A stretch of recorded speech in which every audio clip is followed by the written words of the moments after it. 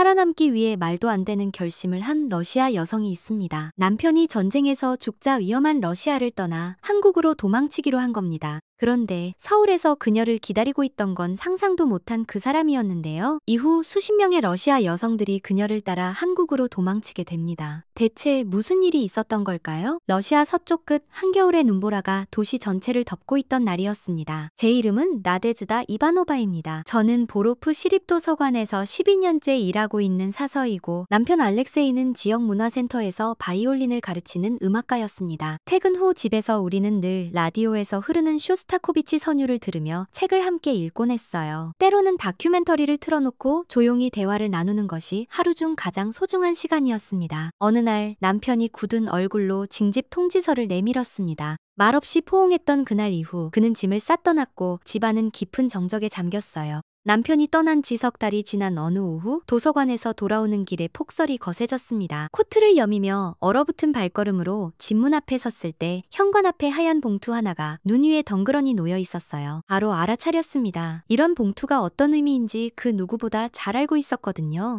손끝이 떨렸습니다. 봉투를 열기도 전에 제 가슴은 이미 짓눌리고 있었습니다. 귀하의 남편 알렉세이 이바노비치는 조국을 위해 전투 중 전사하였음을 알려드립니다. 단 세 줄 그 문장이 저를 무너뜨렸습니다. 숨이 막히고 머릿속이 텅 비어버린 것 같았습니다. 그날 밤 저는 남편이 떠나기 전 마지막으로 남긴 쪽지를 꺼내 읽었어요. 우리 언젠가 한국 부산에 꼭 가보자고 했잖아. 그 다리 밑에서 음악 페스티벌 열리는 도시 기억나? 우리는 예전에 다큐멘터리 비긴 어게인 코리아를 보며 한국의 밤바다와 버스킹 문화에 감탄한 적이 있었어요. 그땐 그저 여행을 꿈꾸는 평범한 부부였는데 이제 그 꿈은 남겨진 저 혼자만의 몫이 되어버렸습니다. 그날 이후 시간은 이상하게 흘러갔습니다. 도서관 책장 사이를 걸을 때도 거리에 서 있을 때도 알렉세이의 부재는 매 순간 저를 따라다녔어요. 집안은 고요했고 침대 옆에 놓인 그의 안경과 스카프는 그대로였습니다. 그 흔적들에 손을 댈 수 없었고 그저 바라보며 시간을 흘려보냈습니다. 도시는 변해 있었습니다. 예전에는 주말이면 음악이 흐르던 중앙광장은 폐쇄됐고 문화센터는 군사훈련소로 바뀌었어요. 한겨울인데도 난방이 들어오지 않은 날이 많았고 우리는 6겹 담요를 덮고 잠을 청해야 했습니다. 가스 공급이 끊긴 지 일주일이 넘었고 전기는 간헐적으로 들어왔다 나가기를 반복했습니다. 그 속에서 버티는 하루하루는 무기력했고 삶이라는 단어조차 사치처럼 느껴졌어요. 도서관 동료인 마리아는 연인의 징집 이후 우울감을 이기지 못하고 휴직계를 냈습니다. 나데즈다, 우리 이 나라에서 무엇을 위해 살아야 할까? 그녀가 조용히 속삭였어요. 그 말은 저를 오래도록 붙잡았습니다. 저 또한 매일 아침이 오는 게 두려웠고 도서관으로 향하는 발걸음은 점점 무거워졌습니다. 식료품 가격은 끝없이 오르고 있었고 밀가루나 우유 같은 기본 식자재조차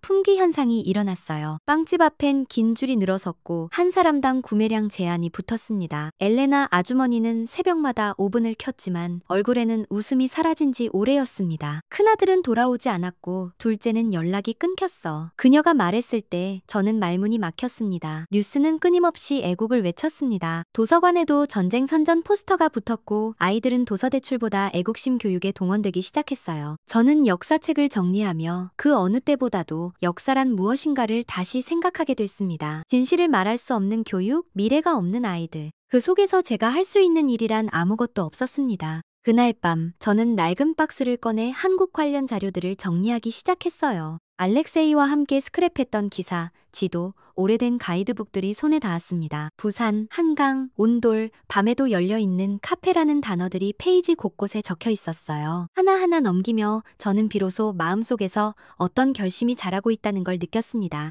한국, 그곳으로 가야겠다고 생각했습니다. 한국에 가겠다는 생각은 처음엔 충동 같았지만 날이 갈수록 점점 더 선명해졌습니다. 그건 도망이 아니라 알렉세이와의 마지막 약속을 지키는 여정이기도 했어요. 그날 밤 저는 침대 밑에서 낡은 여행 가방을 꺼냈습니다. 얼룩진 가방 위로 손을 올리며 지난 시간을 떠올렸습니다. 이건 그냥 여행이 아니야. 완전히 새로운 시작이 될 거야. 제 마음이 그렇게 말하고 있었어요. 다음날 아침 도서관에 가지 않고 컴퓨터 앞에 앉았습니다. 한국 비자 발급, 월급, 서울 외국인 거주 지역, 러시아인을 위한 일자리 같은 키워드를 검색했어요. 정보는 생각보다 많았고 그 중에서도 특히 외국어 강사, 러시아어 튜터, 번역 등의 직종이 눈에 들어왔습니다. 어쩌면 나도 할 수 있을지도 몰라 작지만 진지한 희망이 마음속에서 피어나기 시작했습니다. 유튜브에선 한국을 주제로 한 영상들을 찾아보기 시작했습니다. 서울의 밤거리를 따라 걸으며 브이로그를 찍는 사람들, 공공도서관에서 책을 빌리는 모습, 그리고 무엇보다 밤에도 여성들이 혼자 안전하게 걷는 도시라는 점이 가장 인상 깊었어요. 여긴 다르구나. 화면 너머의 한국은 제가 살고 있는 이곳 보로프와는 너무 달랐습니다. 도서관 동료 마리아에게 조심스럽게 제 계획을 털어놨습니다.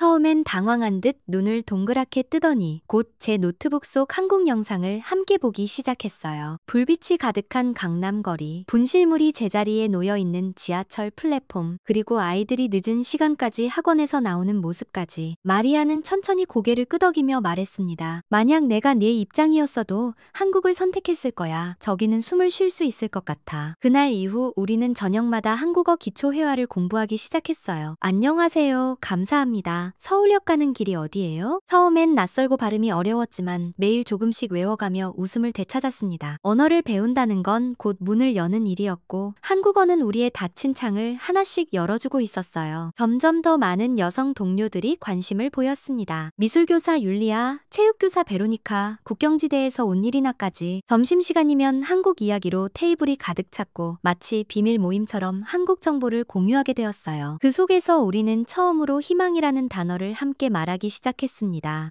절망 속에서도 우리 안에는 무언가가 타오르고 있었어요. 그 불꽃은 다름 아닌 한국이라는 이름으로 빛나고 있었습니다. 함께 한국어를 배우기 시작한 지도 어느덧 3주째였습니다. 밤마다 모여 낡은 노트북 화면을 들여다보며 발음을 따라 읽어 서울의 거리 풍경을 담은 브이로그를 보며 상상 속 여행을 떠나곤 했어요. 우리는 모두 말은 아끼고 있었지만 마음속엔 같은 생각이 피어나고 있었습니다. 이곳을 떠나야 한다. 지금이 아니면 안 된다. 그 결심은 점점 명확해졌어요. 하루는 아파트 단지의 공용 공간에서 조용한 모임이 열렸습니다. 추운 날씨에도 불구하고 약 20명의 여성이 모였고 모두 각자의 상실을 안고 있는 사람들이었어요. 누구는 남편을, 누구는 아들을, 또 누구는 직업과 희망을 잃은 상태였습니다. 서로 말은 많이 하지 않았지만 눈빛만으로도 충분히 이해할 수 있었습니다. 한국에서는 밤에도 여자가 혼자 택시를 탈 수 있대요. 율리아가 조심스럽게 말을 꺼냈습니다. 서울에선 외국인 통역사도 많이 필요하다고 들었어요. 베로니카가 덧붙였고요. 새 아이의 엄마인 이리나는 떨리는 목소리로 말했어요. 무엇보다 그곳에선 더 이상 사이렌 소리를 듣지 않아도 된대요. 그 순간 모임의 분위기는 뭔가 가라앉는 듯 하면서도 동시에 달아오르고 있었어요. 서로가 서로의 말을 듣고 가슴속 깊이 받아들이고 있었으니까요. 그날 밤 저는 집에 돌아와 천천히 짐을 꾸리기 시작했습니다.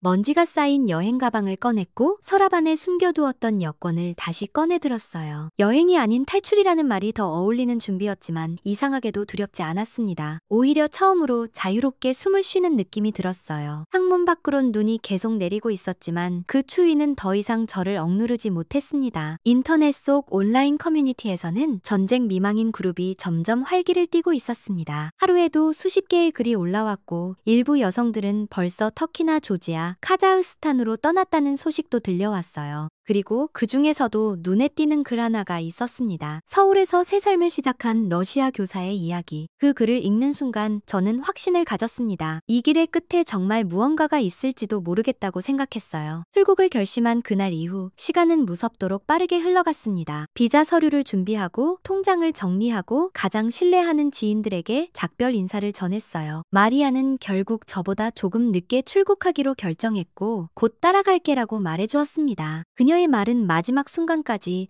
저에게 큰 위로가 되어주었어요. 우리는 서로를 꼭 껴안으며 눈을 마주쳤습니다. 말하지 않아도 알 수 있었죠. 이 선택이 얼마나 큰 용기인지 또 얼마나 간절한 결정인지 서로 충분히 이해하고 있었습니다. 출국 당일 저는 낡은 여행 가방을 끌고 보로프역에서 열차를 탔습니다. 기차 창밖으로는 눈보라가 휘몰아쳤고 회색빛 건물들이 멀어지고 있었어요. 그 풍경은 마치 제 지난 삶을 상징하는 듯했어요. 사라져가는 거리, 닫혀버린 창, 그리고 흩어진 사람들. 하지만 그 풍경을 등질 수 있었던 이유는 단 하나였습니다. 앞으로 도착할 그곳, 서울이라는 이름 때문이었어요. 모스크바를 거쳐 인천행 비행기에 올랐을 때 저는 작은 공책을 꺼내어 적기 시작했습니다. 감사합니다. 이해하지 못했어요. 화장실은 어디인가요? 짧은 문장이지만 그 안에 담긴 의미는 컸습니다. 이제 이 단어들이 나의 생존 수단이자 새로운 삶의 열쇠가 될 테니까요. 비행기 안에서 낯선 나라의 하늘을 바라보며 저는 조용히 눈을 감았습니다. 알렉세이, 나 정말 서울에 가고 있어. 우리가 함께 보던 밤바다, 그 음악 페스티벌,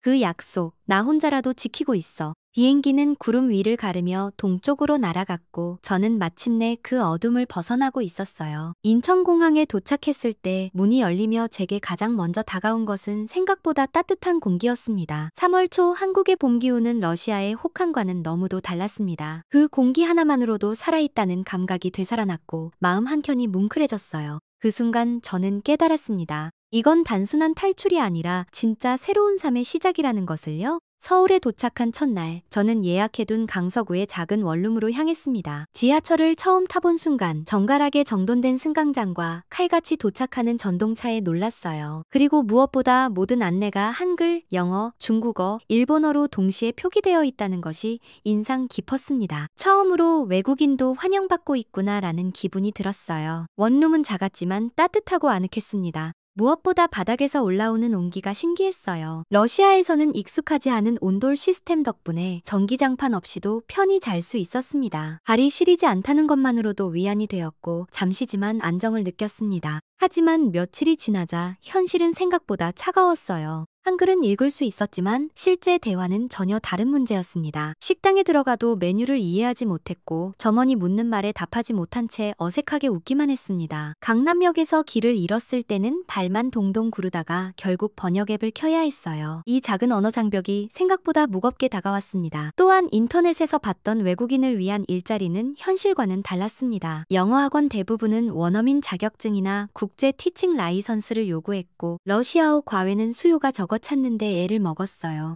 제가 가진 역사 전공은 여기서 큰 의미가 없어 하루하루 줄어드는 생활비를 보며 점점 불안감이 커져갔습니다. 혼자 식당에 앉아 밥을 먹는 일이 낯설었고 때때로 주위 사람들의 시선이 따갑게 느껴졌습니다. 내가 여기 있어도 되는 걸까? 하는 생각이 드는 날도 있었어요. 친절한 사람들은 많았지만 깊은 관계를 만들기란 쉬운 일이 아니었죠. 러시아에 있을 때는 골목 어귀에서 이웃들과 인사하며 안부를 나누는 게 일상이었는데 여기선 그저 한 사람의 외국인으로 낯선 도시의 배경 속 한 점으로 존재하는 듯했어요. 하지만 포기할 순 없었습니다. 이곳은 제가 선택한 나라였고 알렉세이와의 마지막 약속을 품은 땅이었어요. 힘들지만 저는 끝까지 버텨보기로 했습니다. 그리고 그 결심이 아주 특별한 만남으로 이어지게 되었어요. 그날은 평소처럼 무기력하게 하루를 보내고 산책 겸 동네 작은 카페에 들렀을 때였습니다. 창가 자리에 앉아 조용히 커피를 마시며 노트를 펼쳤어요. 짧은 한국어 문장들을 써 내려가며 하루에 한 단어라도 외우려고 애썼습니다. 그 모습이 낯설게 보였는지 옆 테이블의 한 여성이 조심스럽게 말을 걸어왔습니다. 러시아에서 오셨어요? 놀라서 고개를 들었고 그 여인은 부드러운 미소를 지으며 제게 다가왔어요. 그녀의 이름은 수진이었고 서울 종로의 외국어 학원에서 일하고 있다고 소개했습니다. 제 얘기를 조심스럽게 꺼내자 그녀는 진심 어린 눈빛으로 고개를 끄덕였어요. 혼자서 새 나라에 오는 건 정말 용기 있는 결정이에요. 존경스러워요. 그 짧은 한마디가 제 눈시울을 붉히게 했습니다. 수진은 제 이력서를 받아보고 며칠 후 전화를 걸어왔습니다. 우리 학원에서 러시아어 강사를 찾고 있어요. 관심 있으세요? 순간 심장이 뛰기 시작했어요. 그동안 수없이 보냈던 이력서는 아무런 대답도 없었는데 이건 마치 한국이라는 나라가 처음으로 저를 환영해주는 느낌이었습니다. 며칠 뒤 저는 학원을 방문했고 짧은 인터뷰와 테스트 수업을 거쳤습니다. 학생 수는 많지 않았지만 모두 러시아 문화와 언어에 진지한 관심을 가진 사람들이었어요. 첫 수업이 끝났을 때 한 학생이 웃으며 말했습니다. 선생님 덕분에 러시아에 가보고 싶어졌어요. 그 말 한마디에 저는 가슴 깊은 곳에서부터 따뜻한 감정이 올라오는 걸 느꼈어요. 학원에서는 안정적인 급여를 받을 수 있어 무엇보다 필요한 사람으로 존재할 수 있다는 감각이 저를 다시 숨쉬게 했습니다. 낮에는 수업을 하고 저녁에는 한국어를 공부하며 이 도시에, 이 나라에 천천히 뿌리를 내리기 시작했어요. 수지는 이후에도 종종 연락을 주며 한국 생활에 필요한 정보들을 알려주었고 가끔은 저를 집으로 초대해 따뜻한 집밥을 대접해주기도 했습니다. 그녀는 저에게 단순한 직장 동료가 아니라 한국이라는 낯선 땅에서 처음 만난 친구가 되어주었어요. 그렇게 제 삶은 서서히 그러나 분명하게 달라지고 있었습니다. 눈 내리던 보로프의 회색빛 기억은 점점 옅어져 서울의 밤하늘엔 제가 그리던 희망이 하나둘 별처럼 떠오르고 있었어요. 러시아어 수업은 점점 입소문을 타기 시작했습니다. 학생 수가 늘어났고 주말 수업도 새로 개설되었어요. 수업이 끝난 뒤 학생들과 함께 러시아 문화 이야기를 나누는 시간이 늘어나 그들은 도스토예프스키, 톨스토이, 차이콥스키에 대해 질문을 던지며 저를 진심으로 존중해 주었습니다. 그들이 제 문화에 관심을 갖는 모습을 보며 저는 처음으로 내가 이곳에 있어도 괜찮구나 라는 생각을 하게 되었어요. 한국은 단지 안전한 나라가 아니었습니다. 이방인에게도 존엄성과 기회를 부여하는 사회였고 그 진심은 서서히 제 마음을 열게 했습니다. 수진과 함께하는 한국어 공부도 계속되었습니다. 퇴근 후 학원 빈 교실에 둘이 마주 앉아 서로의 언어를 가르쳐 주었어요. 발음이 참 부드러워요. 나데즈다 씨. 그녀의 따뜻한 칭찬은 낯선 발음에 위축되던 저에게 큰 힘이 되었어요. 생활 속 불편함도 점점 줄어들기 시작했습니다. 마트에서 셀프 계산대를 사용하는 법을 익혔고 버스 앱을 통해 정류장에서 정확한 도착 시간을 확인할 수 있었어요. 무엇보다 분실물을 주인이 다시 찾는 문화는 저를 크게 감동시켰습니다. 카페에 가방을 두고 자리를 비운 적이 있었는데 아무도 손대지 않았더라고요. 러시아에서는 상상도 할 수 없는 일이었습니다. 서울의 주말은 여유로웠습니다. 자전거를 빌려 한강을 따라 달리고 벤치에 앉아 책을 읽는 시간을 즐기게 되었어요. 봄이 오자 벚꽃이 피었고 그 아래에서 한국인 가족들과 외국인들이 어우러져 웃고 있는 풍경은 정말 오래 기억에 남을 장면이었습니다. 그 속에 나도 한 사람으로 앉아있다는 사실이 믿기지 않았어요. 그리고 어느 날 제가 운영하던 블로그에 댓글이 하나 달렸습니다. 보로프 도서관에서 일하던 마리아입니다. 곧 저도 한국에 도착해요. 그 글을 읽는 순간 눈물이 핑 돌았습니다. 혼자였던 길이 이제 함께 걷는 길이 되었다는 느낌이었어요. 이 도시는 여전히 낯설지만 이제는 나의 일부가 되어가고 있었습니다. 알렉세이와의 마지막 약속, 그 약속을 지키기 위해 시작한 여정이 이제는 제 두 번째 인생이 되어가고 있었어요. 봄이 깊어질 무렵 저는 인천공항에 마리아를 마중 나갔습니다. 도착 게이트에서 그녀를 처음 본 순간 우리는 말도 없이 서로를 꼭 껴안았어요. 긴 여행의 피로보다 더 깊은 것은 오랜 시간 참고 견뎌낸 고단함이었어요. 마리아의 눈에는 눈물이 고여 있었고 저는 따뜻하게 말했습니다. 이제는 혼자가 아니야. 며칠 후 베로니카와 율리아도 서울에 도착했습니다. 그녀들은 미리 알려준 한국어 표현들을 들고 공항에서 조심스럽게 택시를 잡았다고 했어요. 각자 다른 방식으로 힘겨운 시간을 견뎌왔고 이 도시에서 다시 시작하기 위해 같은 꿈을 품고 있었어요. 우리는 함께 작은 스터디 모임을 만들었습니다. 낮에는 일하고 밤에는 서로의 언어와 삶을 나누며 한국 사회에 조금씩 녹아들기 시작했어요. 한 사람씩 일이 생기고 작은 아르바이트나 프리랜서 번역으로 소득을 얻기 시작했습니다.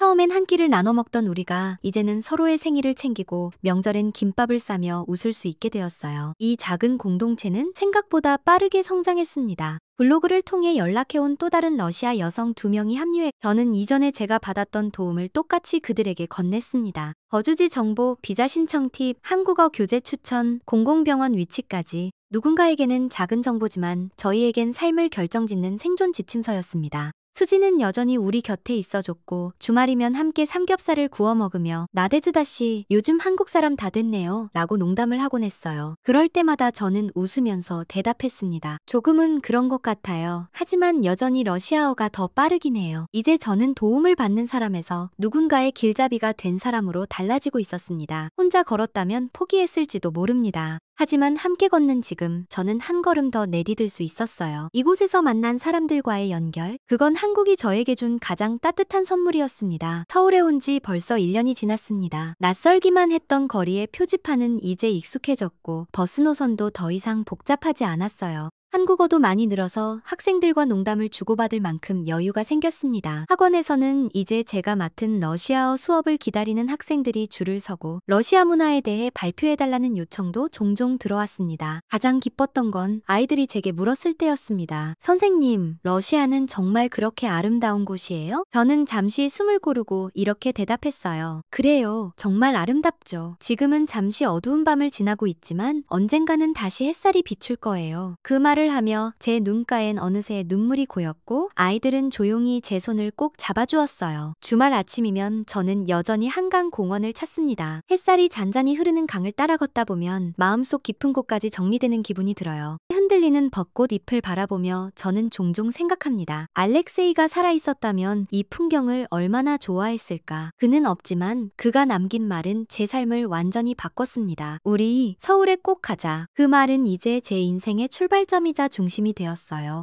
서울은 더 이상 꿈속 도시가 아니라 저에게 두 번째 고향이 되었습니다. 그리고 지금 이 영상을 보고 계신 여러분에게 전하고 싶은 말이 있어요. 혹시 여러분도 삶에서 길을 잃고 어디론가 도망치고 싶은 마음이 드는 순간이 있나요? 그렇다면 기억해주세요. 세상 어딘가에는 당신의 존재를 존중해주는 곳, 당신에게 다시 시작할 기회를 주는 곳이 존재합니다. 저에게 그곳은 한국이었습니다. 그리고 어쩌면 여러분에겐 지금 이 이야기가 그 새로운 시작의 첫 단서가 될지도 모릅니다. 이 이야기가 마음을 울렸다면 구독과 좋아요 한 번씩 부탁드릴게요. 여러분은 어떻게 느끼셨나요? 댓글로 여러분의 생각을 들려주세요. 더 많은 사람들과 이 따뜻한 이야기를 나누고 싶습니다. 다음 영상에서는 또 다른 놀라운 감동 이야기를 전해드릴게요. 끝까지 시청해주셔서 감사합니다. 지금까지 까치튜브였습니다.